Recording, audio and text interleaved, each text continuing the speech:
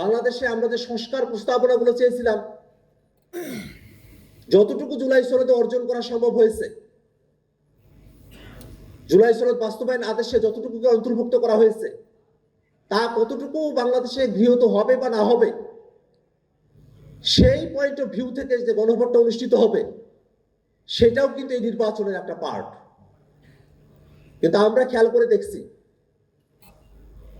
যে বাংলাদেশের মানুষেরা রাষ্ট্রটাকে নতুন করে গড়তে চেয়েছে, যে মানুষেরা 24-এর অভ্যুত্থানে জীবন দিয়েছেন, যারা শাহাদাত বরণ করেছেন, তারা যে নতুন সংস্কারের বাংলাদেশ দেখতে চেয়েছিল, সেই সংস্কারের কথা বিএনপি, জামাত, কোন দল তাদের আলোচনার মধ্যে আর প্রধান করে তুলছেন না। তারা কিভাবে ক্ষমতা দখল করবেন, কিভাবে ক্ষমতায় আসবেন, শুধুমাত্র সেই ধরনের বুদ্ধি, পরামর্শ, সেই ধরনের আয়োজনগুলোর সঙ্গে তারা নিজেদেরকে সম্পৃক্ত রেখেছেন।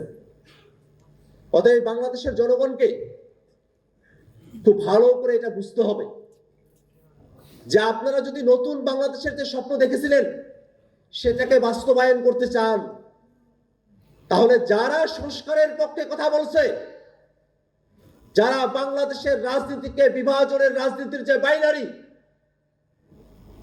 সেই বাইনারিতে না গিয়ে বাংলাদেশের নাগরিকদেরকে মানুষ হিসেবে, নাগরিক হিসেবে মর্যাদাবান করে তোলার রাজনীতি করছে, সেই রাজনীতি যারা বাংলাদেশের মানুষের কাছে উপস্থাপন করছে, সেই রাজনীতির সাথেই বাংলাদেশের জনগণকে থাকতে হবে।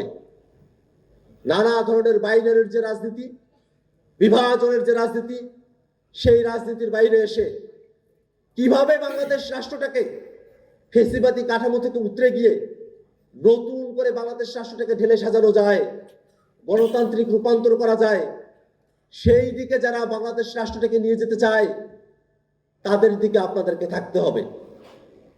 এবং এখনো পর্যন্ত বাংলাদেশের যে রাজনীতি, সেই রাজনীতিতে শুধুমাত্র জাতীয় নাগরিক পার্টি এনসিপি এবং কিছু ব্যক্তিবর্গ, তারাই বাংলাদেশের সংস্কারের রাজনীতিকে জিইয়ে রেখে বাংলাদেশের মানুষের সংস্কারের আকাঙ্ক্ষাকে বাস্তবায়ন করার চেষ্টা চালিয়ে যাচ্ছে। তো সে জায়গা থেকে আমরা খুব স্পষ্ট করে বলি, ক্ষমতা কারা পাবে না পাবে এই সব জরিপ করে বাংলাদেশের মানুষের সংস্কারের যে আকাঙ্ক্ষা, সেখান থেকে মানুষকে দূরে সরে দেওয়ার যে প্রচেষ্টা চলছে, সেই প্রচেষ্টার ব্যাপারে বাংলাদেশের জনগণকে সতর্ক থাকতে হবে। বন্ধুগণ, আপনারা যারা এখানে উপস্থিত হয়েছেন, জাতীয় যুবশক্তি নেতৃবৃন্দ, সারা দেশে আপনাদের সাংগঠনিক কাঠামো রয়েছে। এনসিপি এবং যুব শক্তি আমরা একই দেহের দুই অঙ্গ হিসেবে আমরা ফাংশন করে যাব। আমরা গোটা বাংলাদেশে যে মধ্যমপন্থী সম্প্রীতির রাজনীতির চর্চা করার কথা বলেছি, যে বাংলাদেশটাকে আমরা আর বিভাজিত করতে চাই না, এক ঐক্যের বাংলাদেশ আমরা বিনির্মাণ করতে চাই, সেই ঐক্যের বাংলাদেশ বিনির্মাণের প্রশ্নে সবার প্রথমে জাতীয় নাগরিক পার্টি এনসিপি এবং জাতীয় যুব শক্তির মধ্যে ঐক্য প্রতিষ্ঠিত করতে হবে।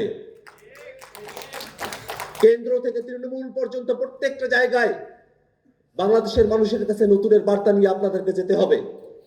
বাংলাদেশের মানুষকে বোঝাতে হবে 24-এর অভ্যুত্থানে যে ছাত্র জনতা রাজপথে এসেছিল নতুন বাংলাদেশের প্রত্যাশায়, ভয় দেখিয়ে হোক আর লোভ দেখিয়ে হোক, সেই জনতাকে আর বিভ্রান্ত করা সম্ভব হবে না। জাতীয় নাগরিক পার্টি এনসিপি, এবি পার্টি এবং রাষ্ট্র সংস্কার আন্দোলনের সঙ্গে মিলে আমরা গণতান্ত্রিক সংস্কার জোটে যাত্রা শুরু করেছি। অনেকে নানা ধরনের কথা বলছেন, ভোটের হিসাব নিকাশ মেলাতে চাইছেন,